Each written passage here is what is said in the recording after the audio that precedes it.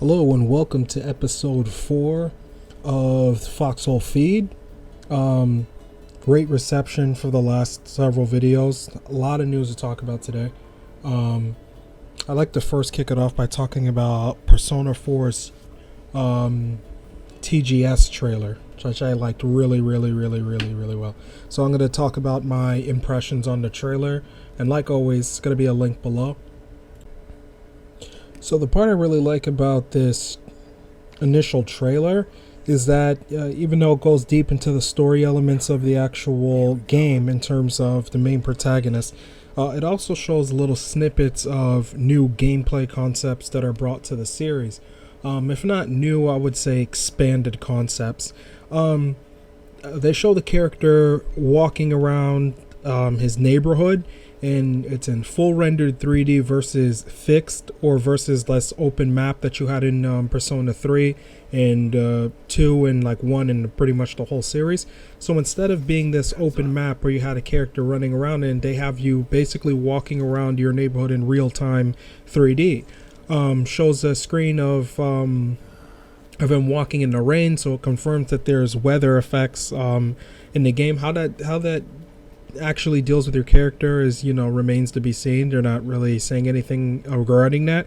We know that in Persona 3 and I believe 4, your character can get sick, which clearly affects, the rest of his members, because you're not able to go to Tartarus in 3 based on just randomly being sick for not sleeping correctly. So I want to know if this actually plays an effect into the actual game. Who knows? Another thing that I really liked is it shows some more activities. It shows him playing baseball. It shows him like doing some sort of like karate training thing. We don't know how much this plays into it. Does he have a regiment? Is doing this every day increasing something? I mean, something has to be being affected in terms of stats, just based on it's just the way the series is. But the trailer has lots of deep-rooted story elements outside of the gameplay stuff, which shows the main character is like some sort of thief, and I'm not sure if he's the thief or his persona's the thief. If maybe he doesn't know that the persona is doing these thief things, because it shows parts of him where it looks like he's really evil, and it shows another parts of him where he just looks like he's a normal, school kid. I don't know if his character is evil or the persona itself is evil. We don't really know. But I'm definitely anxious to see all the social settings that are in the game. Oh, another thing I loved is it showed like the little subway sequence that's also in real time. So I really like how the game looks on current generation hardware, or I would say even last generation hardware. It's possibly running on PlayStation 3. Either or, it's gonna look fantabulous if you consider that Persona 3 and 4 were running on the PlayStation 2. So I'm sure any upgrade to that is going to be huge. But besides that, game has been delayed. If you haven't watched our last episode, game was confirmed to be delayed until summer 2016. Very upset about that, but we have a bunch of RPGs just stacked for this year and early next year to sort of keep us occupied, but definitely going to be missed that Persona's being delayed. On to other news. Another game I'd like to talk about, got some news earlier during the opening day of TGS. Happens to be Koei's game Nioh, or Team Ninja's game, I would say, since the team that's taking care of it. They released some screenshots of their new game. Looks really good. Looks a mixture between, I would say, Demon Souls and Onimusha. I would lean towards Onimusha only because of the fixed stance that the character sort of has. Reminds me a lot about that series. You got a screen here of their dog. The dog looks like it's a sidekick or something. You have different weapons, like you have this staff over here for long range weapons. It looks really impressive. The team really did a good job on this game in terms of how it looks. Team Ninja is known for doing really great action games and solid games in terms of gameplay. So I'm sure they're going to do a great job with it. This is a team that's sort of renowned in terms of making great feeling games. They did a good job in the Ninja Gaiden series as well as the Dead or Alive series. So I'm not going to be surprised if this game is very action oriented. Lots of people are saying it's sort of similar to Demon Souls, but it's like you got to remind people this game has been in development or has changed development stances for almost like well over 10 years now.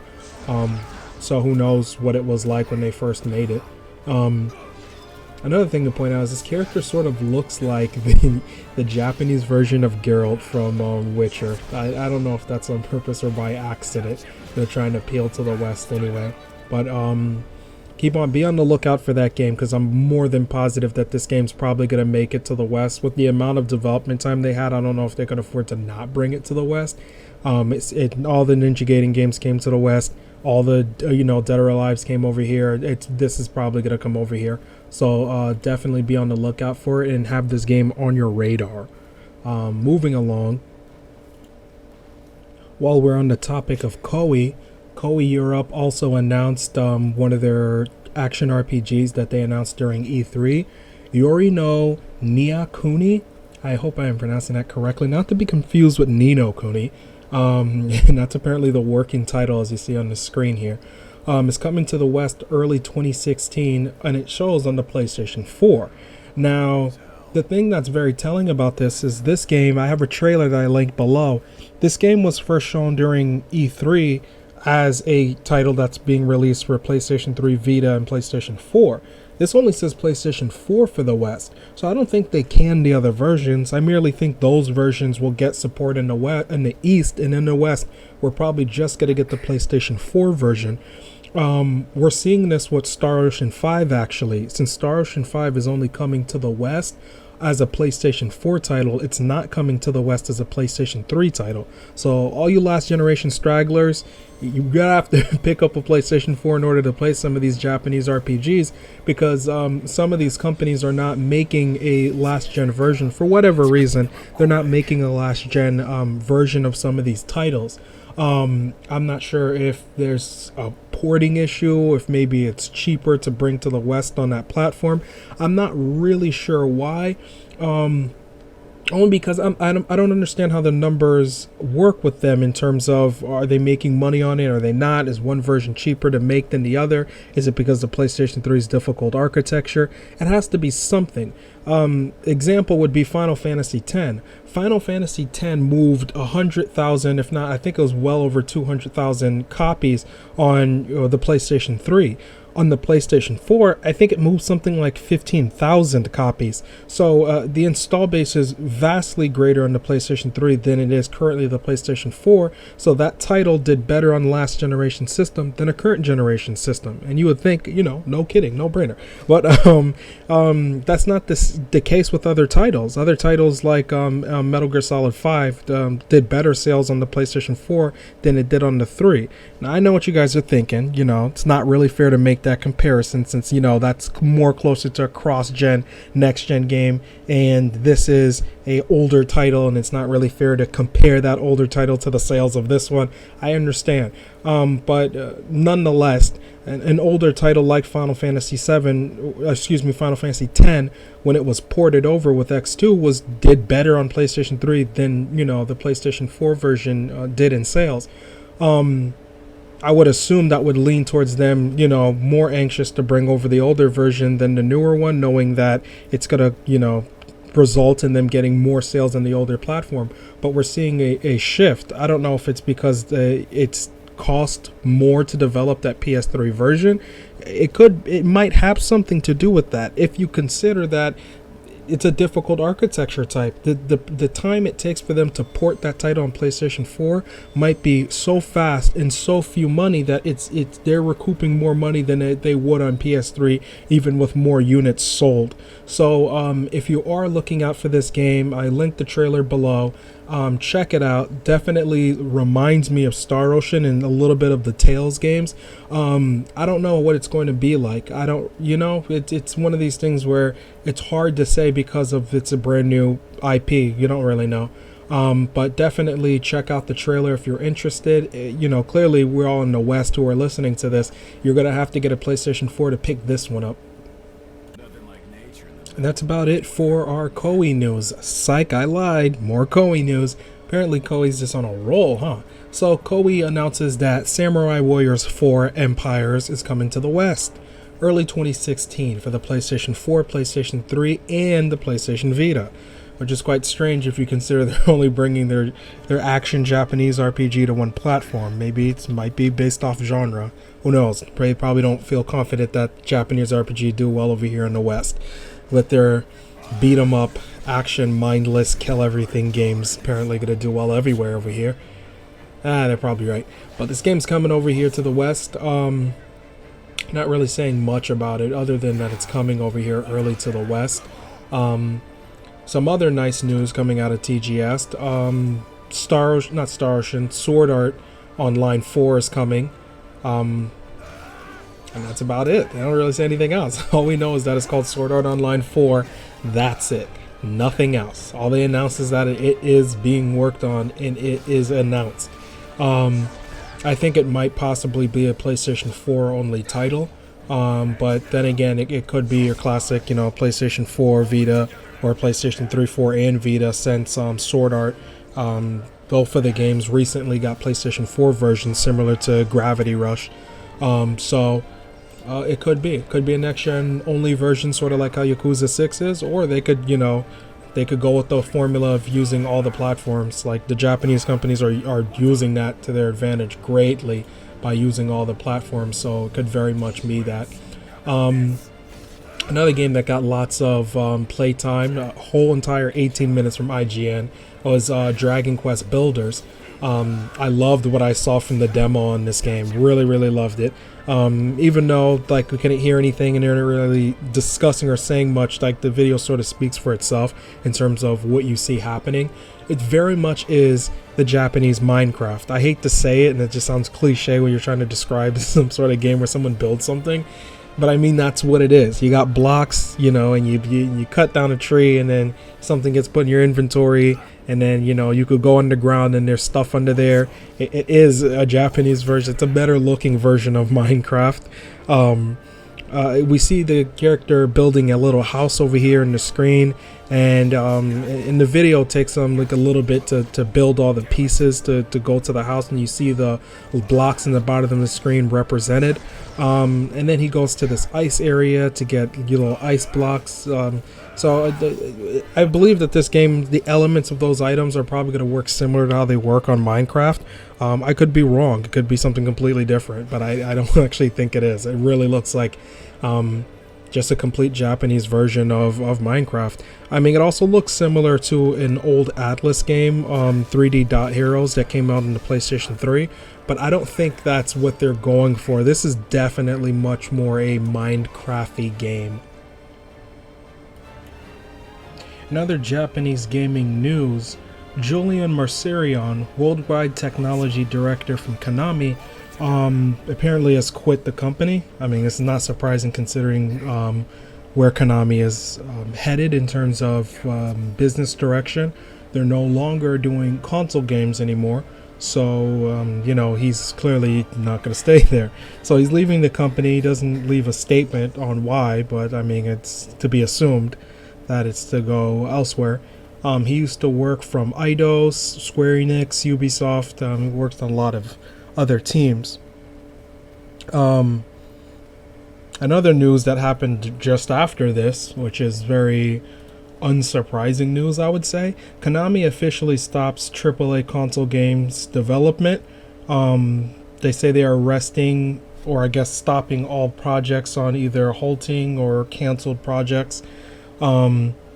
Saying despite how successful MGS5 is, the future of console gaming for Konami seems to be darkened slightly.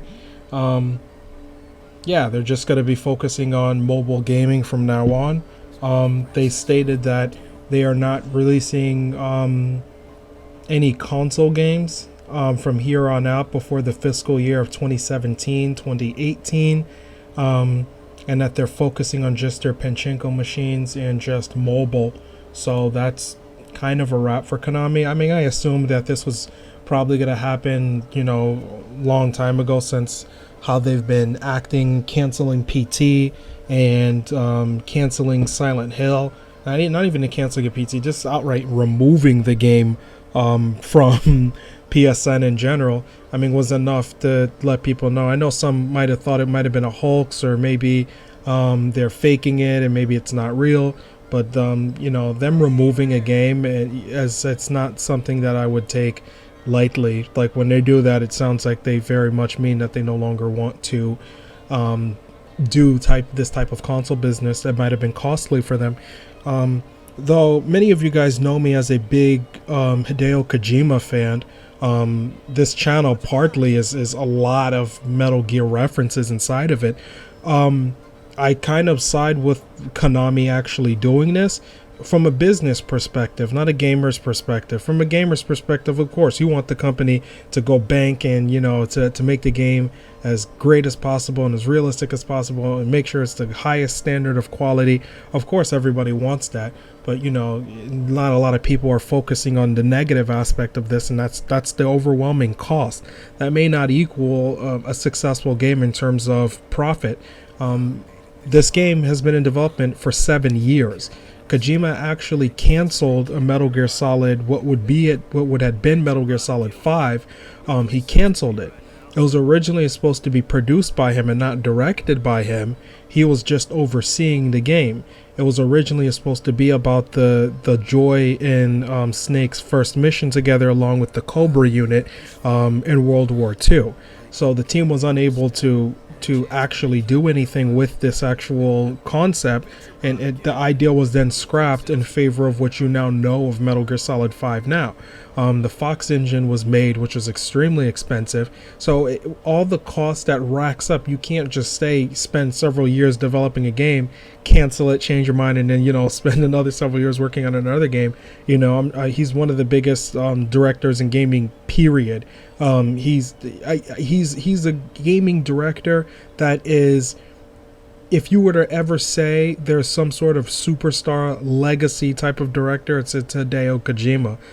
But the cost, you know, the games cost money, period. They're not free, and they have to have these costs allocated somehow. He can't just go on making a game for 7 years with an understanding that, you know, everything will be okay once the game releases. Metal Gear Solid 5 did really good in numbers. Metal Gear Solid 5 did just as good as Metal Gear Solid 4 did. The biggest problem is this is on 5 platforms. I think many people are expecting that on 5 platforms this game shouldn't be doing MGS4 numbers. It's expected that this game should destroy MGS4 numbers. I don't think Konami cares how well this game does. This game has potential to be the best-selling Metal Gear Solid game. Truthfully, by default, it should be the best-selling Metal Gear Solid game.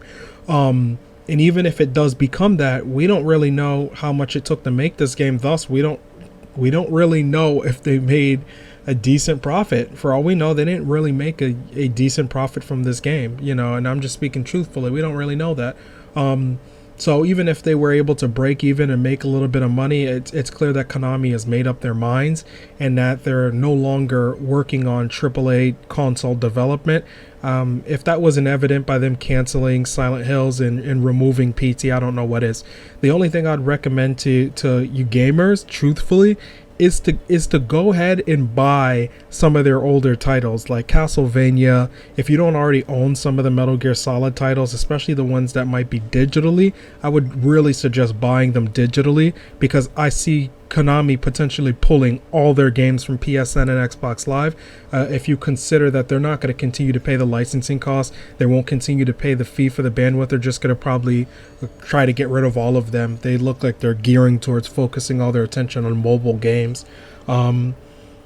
If that's the case, you know, it's what it is. I can't really say I'm that sorry about it, because it's like, even if Konami were to continue on and try to do another Metal Gear, without Kojima, it doesn't matter. And with Kojima, you know, the company is liable to go bankrupt. So I understand both arguments that, you know, he should be able to make a great game, but I understand the arguments that this company shouldn't go bankrupt for a person that wants to, you know, make a game, you know, outside of business expenses. You know, it doesn't work that way. It sucks that it happens. The only thing we could speculate further is, I mean, what are they going to do with those IPs? They could use those IPs towards mobile, which I will expect them to, but somewhere along the line they might consider selling some of those IPs that don't translate or convey well to mobile. And we're curious to see who might take up those IPs. Personally gonna say that I think that it's likely Sega might take that IP, take some of their IPs, whether it be Silent Hill, whether it be Metal Gear, whether it even be the Suikoden series. They have a lot of great series, and I think it could possibly be that Sega buys them, as Sega purchased IPs from THQ when they were going under. When they purchased Relic, they also purchased Atlas. So Sega has been very buy friendly in terms of buying other teams. So I see them likely picking up fellow Japanese teams. As to where Kojima's gonna go, I speculated it on the last podcast, or I speculated on the last news feed. Who knows? I don't know where Kojima. I suspect that he possibly might go to Sony, if you consider Sony Entertainment of Japan has always assisted Kojima's team on lots of his games, in terms of the Japanese version of them. So he could be heading there. I believe that he could possibly, again, go to Sega. If Sega gets one of those IPs, he could go where the IP goes. He could create his own. He could open his own studio. Who knows? Kojima is going to easily be the biggest free agent in gaming very soon. Enough of Metal Gear Solid news. It's depressing me greatly. R.I.P to Metal Gear. Some nice news, a little bit outside of TGS. Not even a Japanese news. Ghost Recon Wildlands premiered at E3. This new open world Ghost Recon game. Ubisoft talking a little bit about it, leaving little bits of information regarding how the open world works. Now they're stating that technically there's no limit to how big the world. There is a limit, but technically speaking, they're saying that they don't want to limit or force people. Let's say there's a zone or area you can't go to. They don't want to limit where you can go. You could kind of go anywhere. But what they do state is that it's sort of up to you to choose where you go and the danger that comes with it. Being by yourself, let's say you could try to do a mission by yourself, but he states that the enemies don't get any easier going by yourself. They don't basically scale down the damage to make it easier for you, which I really like. So the AI is not going to ease up or not, attack you or do anything. Like, they're going to be just as ferocious, if not more so, because you're by yourself, and it's the way it would have been in real life anyway. So he states that, they're trying to encourage teamwork. They're trying to encourage you to go out and play with other people and work effectively with communication. And this is classic Ghost Recon stuff, working with your buddies, similar to also Rainbow Six. So they're doing a good job playing this, or making the gameplay this way, playing to the strengths of the series, versus try to make it some big sandbox, do anything, and everybody's on their own doing their own junk. So I really like the idea of doing that, especially since that open world is just so tempting to just run around and do whatever you want in. And I think it's nice that they sort of ease up a little bit on that and sort of give those restrictive boundaries to force players to play the game the way it needs to be played, and not come into a match thinking that this is free for all, do anything, and they want to explore. This is not the game for that. So I like that they're controlling that. And it looks like that's going to wrap up our show today. Lots of news. I covered as much as, I could. Definitely a lot more. No, psych, I lied. More Koei news. So apparently, Koei's announcing more stuff. Arslan, the Warriors of Legend. Wow, that is a name. This is Koei Tecmo America. Released new screenshots and extended trailer. Link below. Of their new game, Arslan, the Warriors of Legend, which is inspired by an epic novel, manga, anime IP, The Historic Legend of Arslan, by famed illustrator Hamaru Arakawa, or Arakawa. I want to say it's Arakawa, the creator of Full Metal Alchemist. It tells the story of a young proud prince. Oh boy.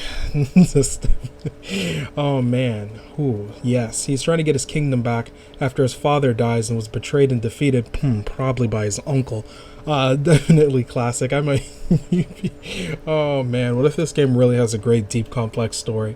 and I'm just writing it off right here. I'm very mean. But look, screens below, the game definitely looks pretty good. Definitely looks like it's coming here to West, like a lot of their action-y stuff is most likely coming to us. Especially if this is Koei, Tecmo of America who's showing us this, most likely coming here. Screens below, trailer below, and that's about it. All right, no more Psych Guy Lied, for real. No more Koei News. That's it. Thanks for watching the video. Click like, subscribe. I'm definitely most likely going to do another video wrapping up everything that's going to happen on Saturday, and I believe they also might have a showing on a Sunday. Yeah, looks like that's about it.